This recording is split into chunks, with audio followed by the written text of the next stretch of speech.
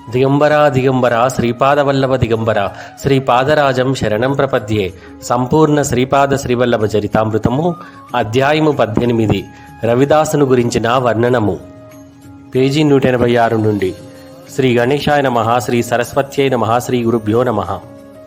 వల్లభేషునకు శ్రీపాదుల కృపతో అక్షయపాత్ర అనుగ్రహము. ఇంతలో ఒక యువ బ్రాహ్మణుడు అచ్చడికి వచ్చెను. దూసరిత దేహముతో నుండెను. అతడు కాశ్యపస గోత్రీకుడు, ఆపస్తంభ సూత్రుడు. వల్లభేశ్వర శర్మ అనున్నది అతని నామధేయము.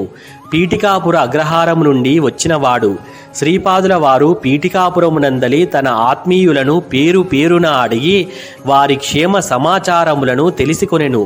సర్వజ్ఞులైన వారికి ఇది ఒక రకమైన వినోదము మాత్రమే.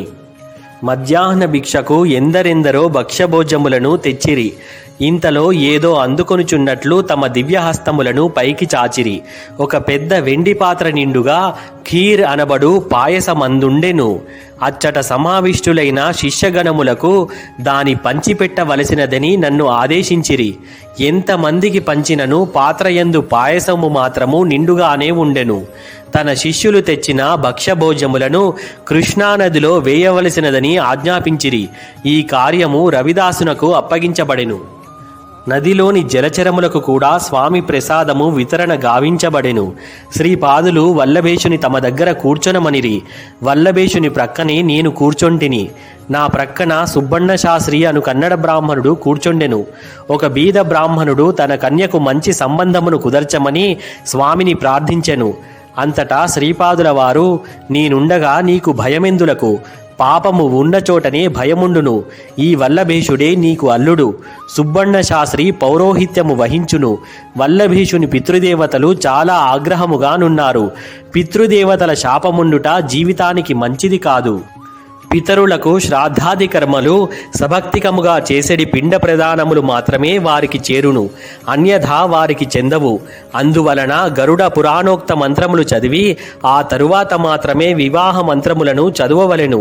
మాంగళ్య భాగ్యము కొరకు పసుపు కొమ్మును స్వీకరించవలసినది. ఈ రోజున మీకందిన ప్రసాదము మహా దుర్లభమైనది. పీఠికాపురమునందలి మల్లాదివారు, వెంకటప్పయ్య శ్రేష్ఠి గారు, వత్సవాయి వారు నాకు నైవేద్యముగా పాయసమును చేసిరి. దానినే నేను మీకు పంచితిని. బ్రహ్మరాక్షసులు, మహాపిశాచములు అను మహాదుష్టశక్తుల వలన పీడింపబడు వారికి తక్షణమే ఈ ప్రసాదము వలన బాధా నివృత్తి కలుగును. దారిద్ర దుఃఖములో మ్రగ్గడి వారికి ఈ ప్రసాద స్వీకారానంతరము సంపద అభివృద్ధి చెందును అని తెలిపిరి. ఈ దివ్య భాషణము చేయు సందర్భమున శ్రీపాదుల వారి చెక్కిళ్ల నుండి అశ్రువులు జాలువారినవి. దగ్గుత్తిక చెందిన గొంతుతో శ్రీపాదుల వారు, మల్లాది వారి, వెంకటప్పయ్య శ్రేష్ఠి గారి, వత్సవాయి వారి వంశములతోనూ నాకున్న రుణానుబంధము కాలాతీతము. వారి వాత్సల్య భక్తికి నేను పరవశించెదను. నాకేదైనా తినుటకు దొరుకునేమోయని నేను వారి వంట ఇళ్లలోనికి సూక్ష్మరూపములో యథేచ్ఛగా పోవుచుందును. వారే కాదు, ఎవరైనను సరే నన్ను వాత్సల్య భక్తితో ఆరాధించిన వారి ఇండ్లయందు నేను పసిబాలుడనై తిరుగుచుందును. నా అడుగుల సవ్వడి వారి హృదయములలో సదా ప్రతిధ్వనించును. రాత్రి వేళలయందు కురుంగడ్డలో నా అనుమతి లేకుండా ఎవ్వరునూ ఉండరాదు. ముక్తిని కాంక్షించి బ్రహ్మరాక్షసులు, మహాపిశాచములు మహా ఆర్తితో ఆక్రందన చేయుదురు. నేను వాటిని మృంగివేసి వాటికి నవ్యములైన విముక్త దేహములను ప్రసాదింతును. దేవతలు, గంధర్వులు, యక్షులు, అదృశ్య శక్తులు, మహాపదార్థమునకు చెందిన అనేక ఉన్నత ప్రాణులు నా దర్శన భాగ్యము పొందుట కొరకై వచ్చెదరు. మహాసిద్ధులు, మహాయోగులు, శతాబ్దముల తరబడి తపస్సమాధులలోనున్న మహాపురుషులు నా దర్శన, స్పర్శన, సంభాషణ భాగ్యముల కొరకు తహతహలాడుతూ వచ్చెదరు. మీరు ఆనందముగా ఏరు దాటిపోవలసినది. నా ఆజ్ఞ అనుల్లంఘనీయము అని ఆజ్ఞాపించిరి. మేము ఏరు దాటి ఈవలి ఒడ్డున ఉన్న పల్లెను చేరితిమి. కన్యాతాత స్వగృహమందు వధూవరులను కూర్చుండబెట్టి సుబ్బಣ್ణ శాస్త్రి మంత్రములను చదువుచుండెను. శాస్త్రికి వివాహ మంత్రములే తెలియను గాని ప్రేత సంస్కార కర్మల గురించి, ఆయా మంత్రముల గురించి తెలియదు. పైగా వధూవరులను కూర్చుండబెట్టి అటువంటి మంత్రములను చదువుట గురించి విననూ లేదు, కననూ లేదు.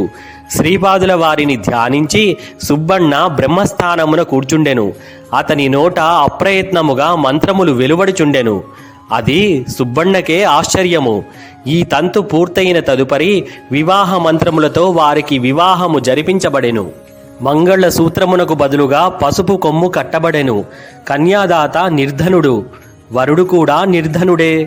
వివాహ సందర్భముగా వచ్చిన బ్రాహ్మణ్యము వివాహము సంప్రదాయబద్ధముగా జరుగకపోవుటచే నిందించి పరిణయ వేదిక నుండి నిష్క్రమించిరి. వల్లభేషునకు తల్లియు తండ్రియు కూడా లేరు. కన్య తల్లిదండ్రులను, వరుడును, పురోహితుడును, నేనును కలిపి 5 మాత్రమే. ఆ తరువాత నవదంపతులతో కలిసి మేము శ్రీపాదుల వారి దర్శనమునకు పోయితిమి. శ్రీ స్వామి మమ్ము ఆశీర్వదించి ఆనందపరిచిరి.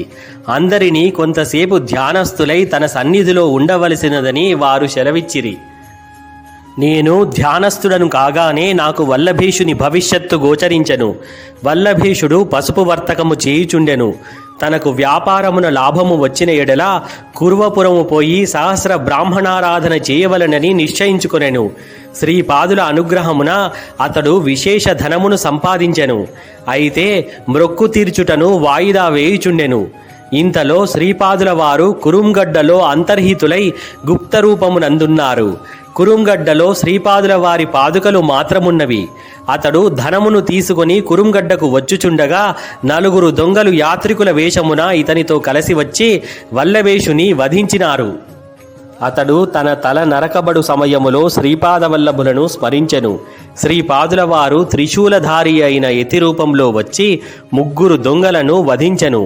4వ వాడు తనెన్నడూ దొంగతనం కూడా చేయలేదనియూ, ఈ 3 దొంగలును మార్గమధ్యంలో తనని కలిసినారనియూ ప్రలోభపరచడి వారి మాటలకు లోనయి వారితో కుమ్మక్కయిన్నాననియూ తనను రక్షించవలసినదనియూ వేడుకొనెను. దయాంతరంగులైన గురుదేవులు వానికి అభయమిచ్చి కొంచెం విభూతిని ప్రసాదించి వల్లభేషుని శరీరంపై చెల్లమనియూ వాని తలను మొండెమును అతికించవలసినదనియూ ఆజ్ఞాపించిరి. శ్రీవారి అమృత దృష్టి వలన వల్లభేషుడు పునరుజ్జీవితుడయ్యను. ఆ దొంగ వలన జరిగిన వృత్తాంతమంతయును వల్లభేషుడు తెలిసికొనెను. వానికి కలిగిన ఆనందాశ్చర్యములకు అంతులేదు. శ్రీపాదుల దర్శన భాగ్యం తనకు లభించనందుకు పరితపించెను. వల్లభేషుని మూలమున తనకు శ్రీపాదుల దర్శనమైనందులకు ఆ దొంగ ఎంతయో సంతసించెను. వల్లభేషుడు తన తప్పు తాను తెలిసికొనెను. 1000 మంది బ్రాహ్మణ్యమునకు అన్నసంతర్పణ చేయు శక్తి తనకు చాలా కాలం క్రిందటే కలిగినది. ఈనాటి తన స్తోమతలో 4000 మందికైనను సునాయాసముగా అన్నసంతర్పణ చేయగలడు. తను అనవసర కాలాయాపన చేసి ఇక్కట్లను కొని తెచ్చుకొన్నందులకు ప్రతిగా 4000 మంది బ్రాహ్మణ్యమునకు కురుంగడ్డలో అన్న సంతర్పణ చేయించెను. శ్రీపాదుల విరాట్ స్వరూపము. కొంతసేపైన తదుపరి కండ్లు తెరవవలసినదని శ్రీపాదులు ఆజ్ఞాపించిరి. తదుపరి శ్రీపాదుల వారు, మా సన్నిధిలో కారణము లేని కార్యము జరుగదు. సృష్టి విధానము చిత్ర విచిత్రముగా ఉన్నది. నిరాకారుడనైన నేను నరాకారముగా మీ ముందునకు వచ్చుట కడు చోద్యము.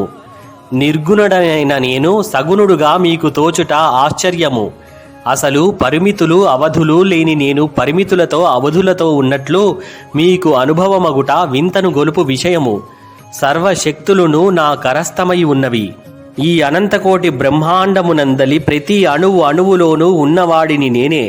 అణువును కలిపి ఉంచెడి సంకల్ప స్వరూపమును నేనే. అణువును విడగొట్టగలిగి నూతన సృష్టి రచనకు రంగము సిద్ధము చేయు ప్రళయకాల రుద్రుడను నేనే. ఇది జ్ఞానమని, ఇది అజ్ఞానమని మీకు బోధ చేయుచు సర్వజీవులను అనేక విధముల మాయలలో పడద్రోసి వినోదించుచు ఆర్తితో పిలిచినప్పుడు సహస్రబాహువులతో మిమ్ములను ఆదుకొని సంరక్షించు అనాది తత్వమును నేనే. అన్ని జీవులలోనూ నేను అని తోచుచున్న అసలు సిసలైన నేనును నేనే. అటువంటి నాలో సర్వశక్తిత్వము, సర్వజ్ఞత్వము, సర్వాంతర్యామిత్వము లేకున్న ఎడల మీరు ఆశ్చర్యపోవలేనే కానీ అవి మీకు వ్యక్తమై అనుభవమునిచ్చుచున్నప్పుడు మీరు ఆశ్చర్యపోవలసినది ఏమున్నది అని సెలవిచ్చిరి. పరబ్రహ్మ స్వరూపులైన శ్రీ గురుదేవులు ఈ ప్రకారముగా చెప్పుచుండా ఎచ్చటి నుండియో ఘంటానాదము వినబడినది. అందరూ ఆశ్చర్యపడుచుండగా ఆ ఘంట శ్రీచరణముల మ్రోల వాలినది. కొద్ది క్షణముల అనంతరము అందరూ చూచుచుండగా అది అంతర్హితమైనది. స్త్రీలయందు శ్రీపాదుల వారి మాతృభావన. శ్రీపాదులు ఇట్లనిరి: ఈ శ్రీపాద శ్రీవల్లభ అవతారము సద్య ఫలములను ప్రసాదించు మహావతారము. మా నామస్మరణ చేయకుండగా ఏ అవధూత కూడాను పూర్ణ సిద్ధిని పొందజాలడు, యోగ విఘ్నములను జయించలేడు. ఓయి వల్లభేష, వినుము. నీ తల్లిదండ్రులు నీ చిన్నతనమున కాలము చేయగా నీ నలుగురు పినతండ్రులు నిన్ను అనేక రకములుగా అగచాట్లకు గురిచేసి నీ ఆస్తిని అపహరించి నిన్ను బికారిగా చేసిన వైనము మాకు అవగతమే. వారి సంతానము కూడా నీ యందు వైరభావమును కలిగియున్న విషయము కూడా మాకు అవగతమే. చనిపోయిన నీ పినతండ్రులు తిరిగి జన్మించి దొంగలుగా మారెదరు. నీవు కురంగడ్డకు వచ్చు సందర్భమున నిన్ను వధించి నీ ధనమును తస్కరించుటకు యోచించెదరు. నీవు మా స్మరణ చేసిన ఎడల మేము తక్షణమే వ్యక్తమై మా త్రిశూలముతో 3 దొంగలను వధించెదము. 4వ వాడు స్వల్పదోషి గనుక విడిచిపెట్టెదము. శ్రీపాదుల వచనములను విని వల్లభేషుని భార్య కండ్లనీరు పెట్టుకొనుచున్నది. అంతటా శ్రీపాదులిట్లనిరి: అమ్మా, శ్రీపాద శ్రీవల్లభుడనైన నేను ప్రతి స్త్రీయందును నాకు జన్మనిచ్చిన అఖండ సౌభాగ్యవతి సుమతి మహారాణినే చూచుచుందును. ఆ మహాతల్లి ఒడిలో నేను ఎప్పటికినీ పసిబిడ్డనే. నీవు దుఃఖింపకము. నేనిచ్చెడి ఈ పసుపు కొమ్మును భద్రపరచుకొనుము. నీకు సర్వశుభములను అది ప్రసాదించును. నీవు సుమంగళిగానే జీవించెదవు. మా శాసనము శిలాశాసనము. ఈ సృష్టిలోని ఏ శక్తికి కూడా దానిని మార్చుటకు సాధ్యము కాదు. నాకు గాయత్రి మంత్రోపదేశమును చేసిన నా మొదటి గురువైన మా తండ్రిగారి పేరు చిరస్థాయిగా చేయదలంచితిని. అందులకు మా తండ్రిగారి పేరులోని నరసింహ శబ్దమునకు సరస్వతి తోడయి నరసింహ సరస్వతి అను పేర మా తదుపరి అవతారము ఆవిర్భవించనున్నది. మా తాతగారైన బాపనార్యుల రూపమును కూడా చిరస్థాయిగా చేయదలంచితిని. దానికి ప్రతిగా నరసింహ సరస్వతి అను ఆ రూపము ముమ్మూర్తుల మా తాతగారి రూపమునే పోలియుండును. మా తాతగారు నా 2వ గురువు. వారి వద్దనే వేద విద్యను గ్రహించి తిని. మీరిప్పుడు చూచిన ఈ ఘంట ఒకప్పుడు మా తాతగారింట నుండెడిది. అది నా సంకల్పమున సాధకులను అనుగ్రహించుటకు అనేక దేశములు తిరుగుచుండును. అది భూమి లోపలి పొరలలో నుండి కూడా ప్రయాణించుచుండును. భూమి పై పొరలలో నుండి కూడా ప్రయాణించగలదు.